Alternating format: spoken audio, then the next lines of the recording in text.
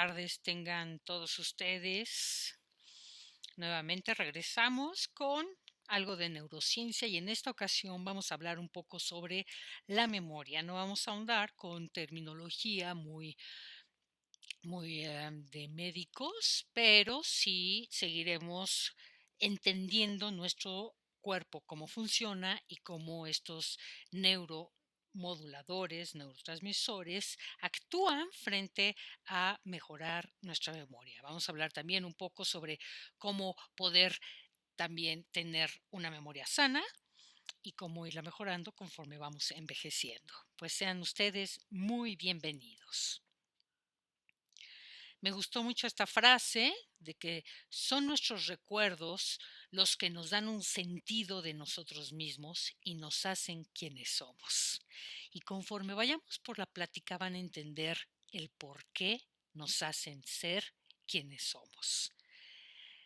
Esos recuerdos no solamente hay que tenerlo muy en cuenta, son unos documentos archivados, es un archivero que ahí lo llenamos.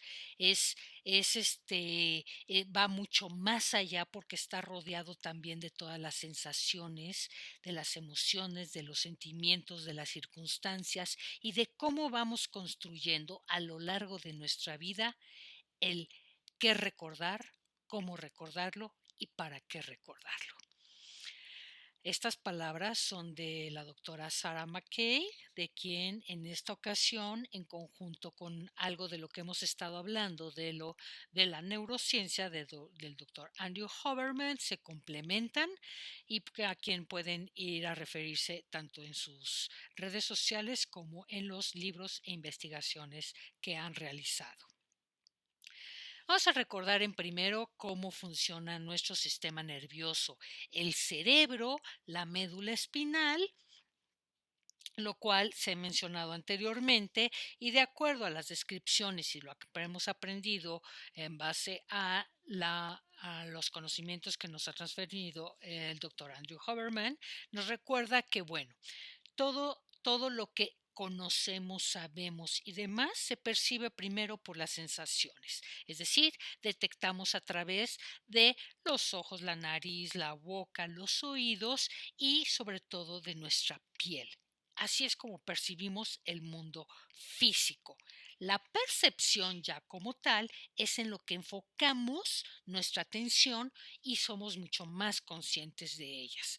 Puede ser la interocepción, que es cómo percibimos el cuerpo desde adentro, la exterocepción, que es aquello que percibimos, notamos que proviene del entorno, lo que hay afuera, y la propiocepción, que son las sensaciones de la posición propia del cuerpo. Sabemos cuando estamos sentados, sabemos cuando estamos parados, cómo mantenemos el equilibrio, sabemos dónde mantenemos nuestros miembros, nuestros brazos, nuestras piernas, etcétera. Para poder realizar entonces el proceso de la memoria, tenemos que entonces tener en cuenta todas estas cuestiones. También sabemos que son las emociones, los sentimientos, tienen un efecto de acuerdo a lo que cada persona entiende por sus propias emociones o sentimientos, lo cómo percibe y tiene esos recuerdos o va formando esas memorias. Otra pues fueron los pensamientos. Y cuando hablamos de pensamientos es el recibir esa sensación, se incorporan a nuestro pasado, a nuestro presente y a nuestro futuro. O sea, eso es lo que vamos a realizar en nuestros pensamientos. Cómo recordarlos, cómo memorizarlos, de acuerdo a cómo los llevamos a cabo y cómo los vamos aplicando en el día a día. Y por último, las acciones, los comportamientos, los reflejos deliberados y conscientes que vamos realizando, y eso es gracias a la memoria y a los recuerdos que vamos formando. Es cómo nos comportamos, cómo reaccionamos y cómo actuamos frente al mundo. Pero bueno, ¿cómo realizamos este proceso para crear recuerdos y la memoria? Necesitamos de tres cosas de las que vamos a estar hablando a lo largo de la plática. Vamos a hablar de la codificación, de el almacenamiento y de la recuperación de la información. Todo esto que se va guardando en, en estas células nerviosas, en las partes del cerebro, y cómo vamos creando de esos recuerdos mediante la codificación tanto visual, acústica y semántica, de las cuales vamos obteniendo la información del mundo que nos rodea. La codificación es esa capacidad de almacenar, recuperar la información y convertir los elementos que percibimos en constructos que pueden ser almacenados en el cerebro, después ser llamados, evocados desde la memoria de corto o largo plazo. Tenemos una codificación visual, que son las imágenes, la información sensorial de tipo visual que llega a nuestro cerebro, que es de manera muy directa para la parte, luego córtex frontal, codificarla y luego almacenarla.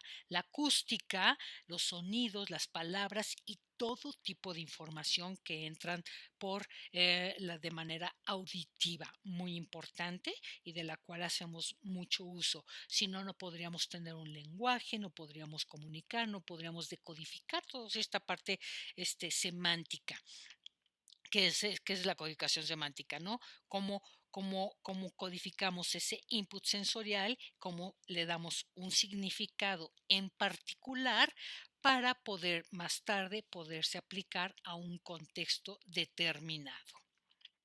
Es de aquí de donde se habla de las diferentes maneras de manifestarse de la memoria, no es que sea de diferentes maneras.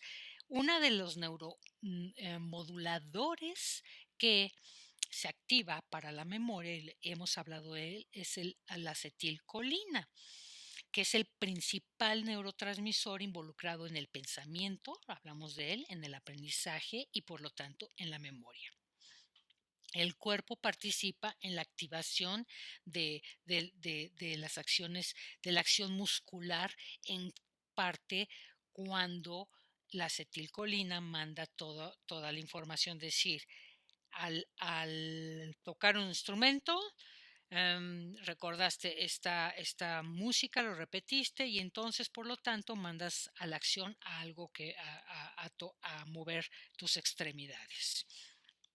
Podemos hablar entonces de las memorias episódicas, que son los hechos personales, de la memoria a corto plazo, que nos va a funcionar para la memoria de trabajo en el momento, la memoria a largo plazo, los recuerdos, la memoria semántica, que va a hablar de los hechos, de cómo codificamos aquello, y la memoria procedimental, que son las destrezas, que son las habilidades más bien ya motoras.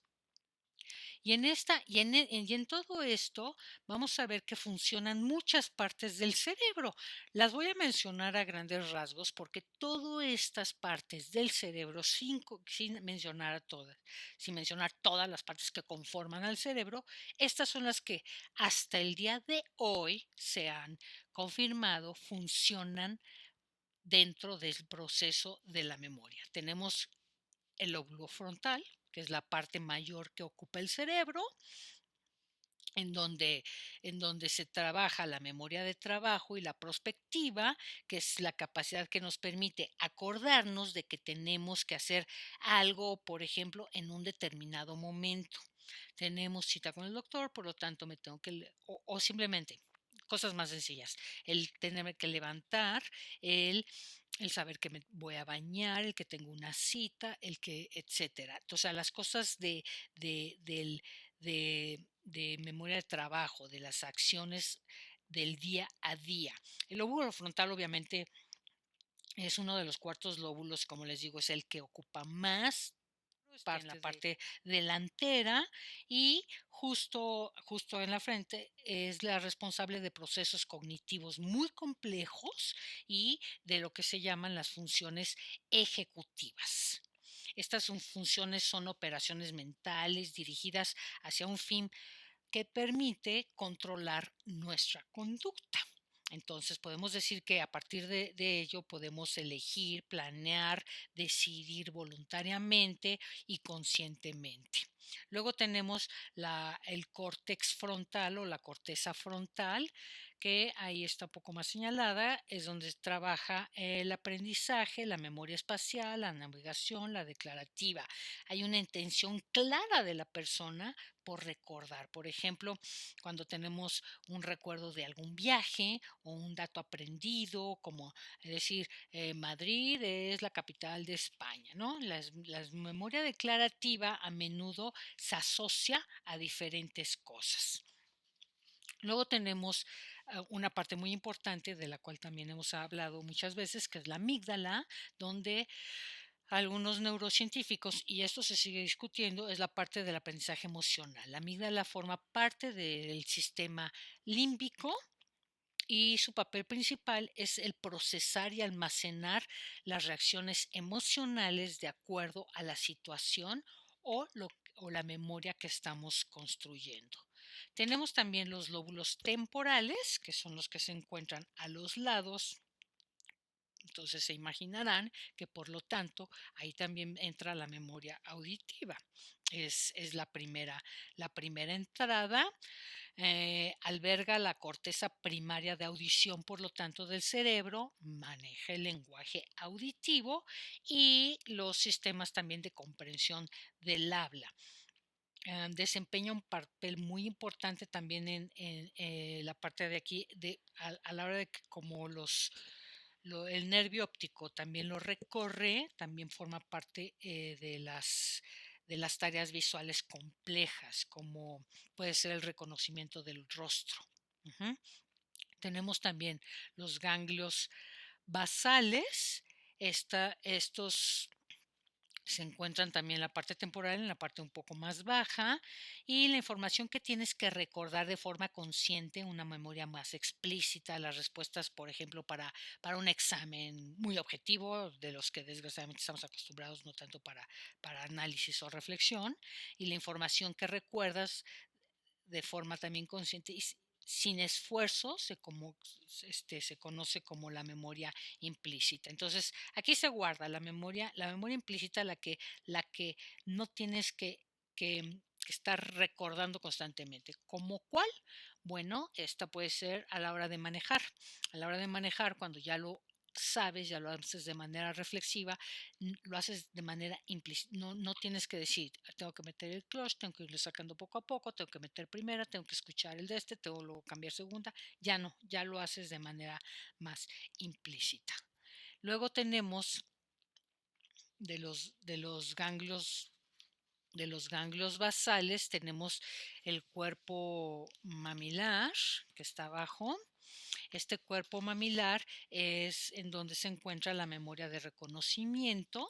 Es una subcategoría de la declarativa y es poder reconocer eventos, objetos, personas que encontramos previamente.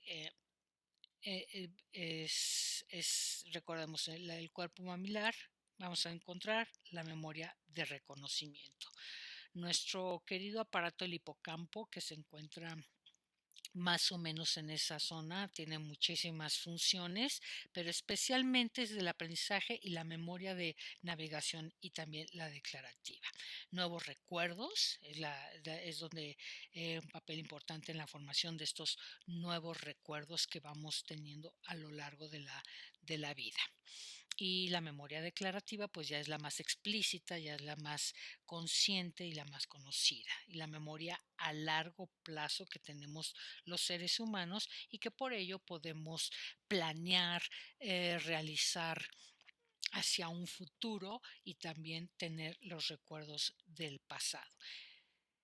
El, el cerebelo, que es la memoria donde se guarda la memoria procedural, la región de donde funciona principal de integrar las vías sensitivas, las vías motoras, y existe una gran cantidad de haces y de nervios que conectan al cerebro con otras estructuras encefálicas y sobre todo con la médula espinal, y por lo tanto ahí se recorre hacia los demás órganos y por eso podemos tener varios movimientos.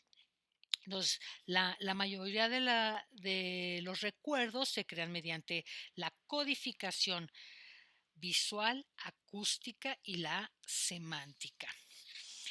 Vamos a ver entonces, después de que tenemos todos estos aparatos que forman parte de la memoria, vamos a entender de manera muy simple, como les digo, es algo mucho más complejo, pero es así como el caminito o el proceso que lleva a cabo la memoria. Y lo primero, en la parte de arriba, como dijimos, es la codificación. Las células del cerebro trabajan juntas en una red para procesar la información.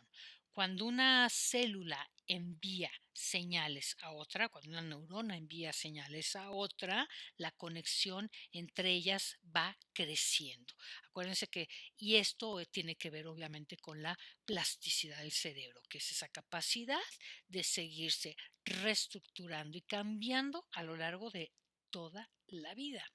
Entonces, cada vez que codificamos y que tenemos un nuevo recuerdo, que formamos una nueva conexión, estamos cambiando nuestro cerebro. Y a veces tenemos que tener otros recuerdos que vamos desechando para poder ir formando nuevos. Entonces, codificar la memoria, que es la capacidad de almacenar, como dije, hace de recuperar la información, de convertirla, de codificarla, la auditiva, la semántica, la visual, solo se hará si estás prestando atención y eres capaz de almacenar y recuperar esa información. Eso es muy, muy importante. Luego tenemos, llega ahí en ese otro cuadrito azul, es la percepción, que ese es un recuerdo, es percibido primero, como lo dijimos, por los sentidos. El hipocampo recibe esta información y junto con la corteza frontal regresemos. Entonces, la percepción es un recuerdo, es percibido primero por los sentidos y el hipocampo recibe esta información y junto con la corteza frontal determina si vale la pena recordarla. Durante este proceso la información se guarda en su memoria sensorial. Entonces, luego la memoria sensorial es como un almacenaje. Bien, el almacenaje es un recuerdo, también se puede almacenar en tu memoria a corto plazo o en la memoria de largo plazo. Hay ocasiones en que utilizamos solamente la memoria de corto plazo para poder realizar una acción inmediata o poderla recordar y solamente para utilizarla. Simplemente un ejemplo sencillo, recuerdo un número, para lo anoto y entonces ya, o recuerdo o tener anotado cuando voy a hacer una cita. Entonces, y aquí es donde entra también en el almacenaje, la repetición, cuando más practicas o recuerdas algo, más fuerte se vuelve la conexión y más rápido se puede recuperar. Entonces, almacenas este recuerdo, se puede almacenar en una memoria a corto plazo o en la memoria a largo plazo. Puede haber la repetición para poderlo practicar, poderlo guardar y poderlo recuperar de manera más rápida. La recuperación, el recordar, por lo general se hace de manera inconsciente y depende de la eficacia con lo que lo vas recordando. Luego, y también vienen también periodos de olvido. Las fallas de retener y recuperar son causadas con mayor frecuencia por las distracciones, así como por no recordar la información con claridad. Fracasar, retener la información, problemas para recuperar la memoria. Con cada nueva experiencia, tu cerebro se reconecta y se reorganiza, es decir, va formando la plasticidad. Usar toda esta información para codificarla, para almacenarla, para, mm, para lograr repeticiones, recuperarla, olvidar cuando no pusimos mucha atención, recordar y entonces con cada nueva experiencia, como decía, tu cerebro se reconoce y reorganiza para poder volverse plástico. Entonces, en el olvido, tenemos tres fallas del olvido, lo voy a repetir, es no recordar la información con claridad, como, como puedan ver, de repente me está sucediendo en estos momentos. Fracasar al retener la información, es decir, cuando decimos, he escuchado eso de mi memoria de teflón, no es eso, sino no pusiste la debida intención o no pudiste codificar bien esas señales, ese lenguaje, esa audición, eso lo que querías memorizar, no lo pudiste codificar de tal manera o no tuvo un sentido y entonces por eso también puede que no lo recuerdes. O ya cuando hay problemas para recuperar la memoria, que también vamos a hablar un poquito sobre ello, sobre todo cuando ya hay problemas médicos. Por ejemplo, ¿cuándo o por qué hay causas muy comunes de pérdida de la memoria? Y aquí tenemos algunas sin cubrir completamente todas.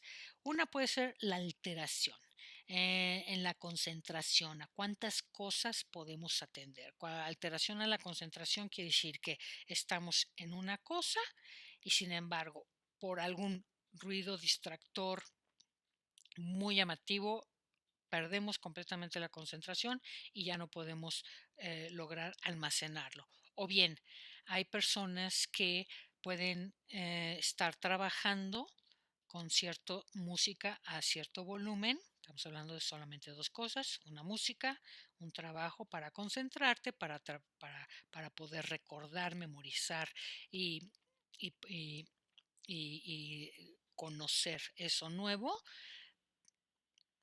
Hasta ahí puedes hacerlo, pero si constantemente tu teléfono está zumbando, si constantemente estás recibiendo mensajes, tienes la música más tienes la computadora, es muy difícil que puedas lograr una buena memorización. Ya lo dijimos, no es que podamos ser multitasking, podemos hacer dos cosas cuando mucho para atender bien, sin distracciones y para poder focalizar mejor tu atención y poder memorizar y lograr que no tengas pérdida de la memoria. Otro, pues bueno, el envejecimiento, el envejecer también puede haber pérdida de la memoria, algunos con mayor cantidad y otros con otra, y esto lo vamos a ver que eso va a depender muchísimo de lo que voy a hablar más adelante, que es el cómo cuidas tu cuerpo. Enfermedades tanto que afectan tu memoria como el Alzheimer, la demencia senil, etcétera.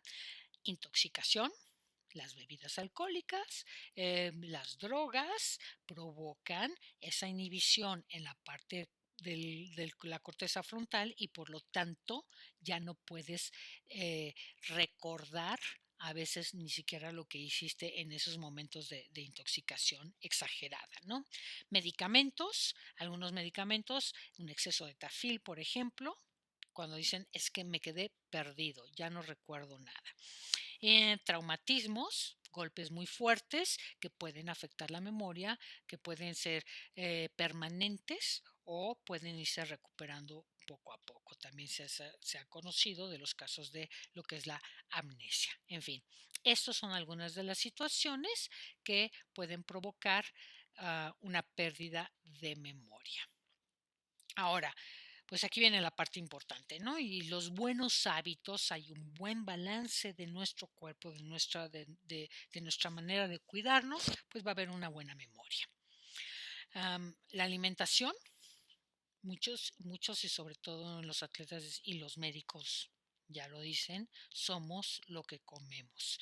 Y algunas de las alimentaciones que se recomiendan, pues, y lo sabemos, son los tés verdes, el café con moderación, la, la carne vacuna, pero muchos hablan sobre los que sí comen alimentados a base de hierba, el salmón, los pescados, los arándanos también ayudan, los granos de cacao, el yogur griego, la quinoa, es decir, todos aquellos alimentos que la mayoría de los nutriólogos nos recomiendan que pueden ser saludables para nuestro cuerpo, evitar obviamente las frituras y lo que se llama la comida chatarra. ¿no? Es básicamente, es evitarlo en la mayor de lo posible. Otra cosa, bueno, pues muy importante, van a ser la, los hobbies. Los hobbies, que es este compromiso con la vida y sus alrededores. Eso es lo que está allá en el centro. Las ocupaciones, escuchar música, buena música, conocer nueva información. Cada vez que conocemos nueva información que nos interese y que pueda procurar que tengamos un nuevo conocimiento, obviamente va a mejorar nuestra memoria. Ejercicios mentales rápidos, esto no quiere decir que ocupemos nuestra memoria en basura, en cosas que no nos van a servir, pero sí ejercitarla para poder hacer conexiones. Rompecabezas, estimular los cinco sentidos, a veces el cubrirnos los ojos y el tocar las cosas para aprender de ellas y poderlas reconocer de diferente manera, por ejemplo. Obviamente, practicar deportes, pasatiempos, como puede ser hasta aprender nuevas cosas como la fotografía, ¿no? El descanso, aquí lo pongo entre que la alimentación, las actividades, los hobbies del ejercicio, una parte fundamental y que es para todo, también sirve para el aprendizaje. Si durante el día aprendimos algo y dormimos bien, vamos a tener un mejor aprendizaje de lo que estuvimos tratando en ese día. El dormir, la recuperación del dormir y el buen descanso son una base fundamental para una buena vida saludable. Las personas que padecen de insomnio o bien no han podido lograr en estas 24 horas del día manejar sus periodos de descanso adecuados, pueden sufrir graves consecuencias de enfermedades de memoria, de aprendizaje, etcétera. Entonces hay que enseñar también otra vez al cuerpo a descansar. El ejercicio, bueno, el ejercicio, una actividad um, bueno, y el descanso puede ser también descansos como una caminata tranquila, ¿eh? O una actividad regular, la mindfulness, la meditación. Los, los alimentos para el cerebro de alto poder proporcionan energía sostenida, por lo que generalmente incluyen los carbohidratos complejos, fibra, proteína magra y algo de grasas.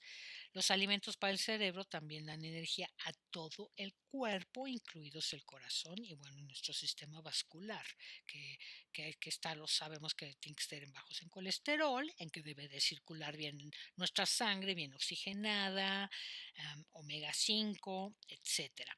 Y el ejercicio es también, no necesitamos ser maratonistas, nada, pero sí procurar por lo menos 10-15 minutos diarios de caminata, de ejercicio, de mover nuestros músculos y de manejar nuestra mente en ello. Es muy, muy importante. Vamos a pasar a la siguiente y bueno, pues vamos a ver cómo aplicamos todo esto que sabemos. Sabemos mucho ya sobre nuestro sistema nervioso. Nuestro cerebro, nuestra médula espinal está conectado a todo el cuerpo.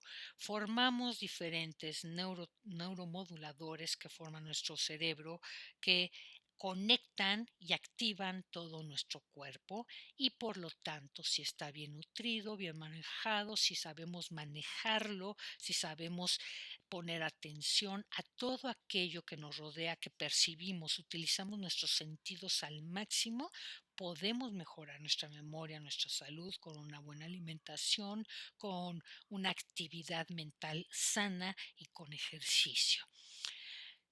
¿Qué otras cosas? Bueno, si la memoria tiende a decaer con la edad, sí, con el estrés cuando éste dura durante meses o años. No un estrés de un día o de para prepararnos para un trabajo. Ese estrés a veces hasta no nos funciona que se desate un poco de adrenalina porque la necesitamos o en una situación de peligro para poder actuar en ese momento y luego recuperarnos. Eso no es un estrés que se llama un estrés corto, pero no llevarlo ni a un mediano ni a un largo plazo para poder entonces también manejar una mejor memoria.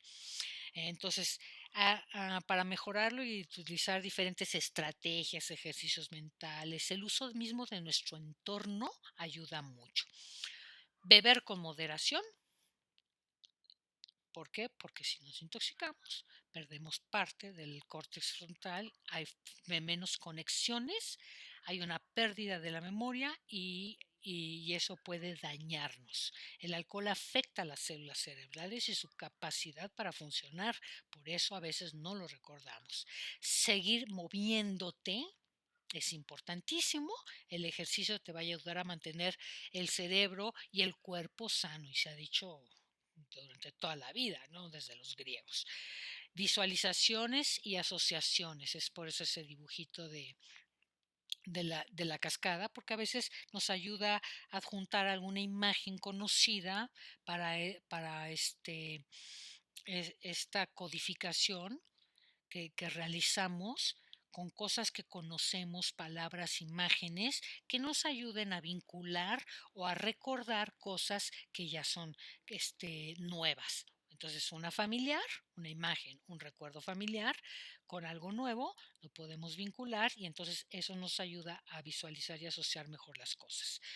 Los juegos de nombres, repetir los nombres después de escucharlos para ayudar a recordarlos a largo plazo, los nombres difíciles, nuevos, digamos a mí, yo lo trato de realizar mucho ahorita con los nuevos nombres que estoy tratando de recordar de estos neurocientíficos que están realizando in situ actualmente los nuevos descubrimientos, o bien este, como, como, como también los que trabajan las emociones y están muy de la mano de los neurocientíficos, temas tan importantes que debemos de tener presentes, sobre todo para ayudarnos en la actualidad y por la situación que estamos manejando. Eh, otra técnica o cómo podemos hacerlo se llama fragmentado, que es dividir las cosas en partes más pequeñas para que sean más fáciles de recordar, que eso es lo que hacemos al analizar las partes, ¿no? O recordar procesos poco a poco y luego decir, ok, este une con este se une con este, fragmentarlo y poderlo entender. Y las listas también, mucha gente utiliza sus listas fabulosas para poder decir um, qué es lo que tenemos que recordar durante el día y poderlo ir palomeando. Otro es usar ubicaciones o secuencias. Si tú te sabes ya por reflejo de memoria un camino a la escuela, al trabajo, y tienes que recordar lo que vas a hacer durante el día. Entonces, al llegar al semáforo es rojo es el doctor, la esquina me recuerda que el súper, las uvas para que me pidió mi mamá, la farmacia me recuerda que tengo que ir al doctor a hacer la cita con el siguiente para la siguiente semana, etcétera, etcétera. Entonces, un recorrido, ponerle imágenes y ponerle las palabras o lo que tienes que recordar, por ejemplo. Entonces, la codificación sólida requiere que pongas atención adecuada al entorno y a todas las acciones. Y hay que trabajarlo. Practicar también es muy bueno. Esa es otra manera de hacer una memoria mecánica, procedimental, reflexiva, para poder realizar alguna acción. Tocar un instrumento, patinar, etcétera. Hay cosas hasta mucho más complejas. Para mí tocar un instrumento es algo que hay que educar muchas partes en muchos sentidos para poderlo realizar y realizarlo de manera correcta, ¿no?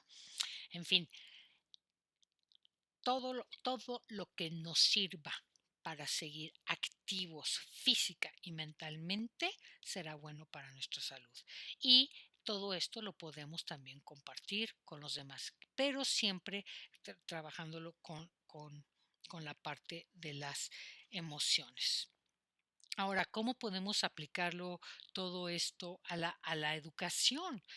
Bueno, cuando les estuvimos hablando de volver a fomentar esta curiosidad por aprender, estas ganas por aprender, hay que volver a motivarla, desatar la epinefrina, crear esa adrenalina de la curiosidad, eh, el acetilcolín para poderlo mover a la acción a través de algo nuevo y que pueda recordar con una emoción que le provoque satisfacción, de acuerdo a cómo la perciba, pero que le dé motivos para poder seguir aprendiendo. Esta dopamina que necesitamos para seguir adelante. Bueno, este es a grandes rasgos, de manera un poco tal vez simple. Podríamos profundizar un poco más desde la parte de neurociencia sobre la memoria. Lo vamos a ir haciendo cuando veamos esta parte de las emociones. Les agradezco muchísimo su presencia, que si les pareció interesante, que pueden compartirlo con alguien que le interese, que pueda ser de su utilidad, lo compartan, le den like y nos estaremos viendo la próxima semana para poder hablar más sobre todos estos temas tan interesantes. Muchísimas gracias.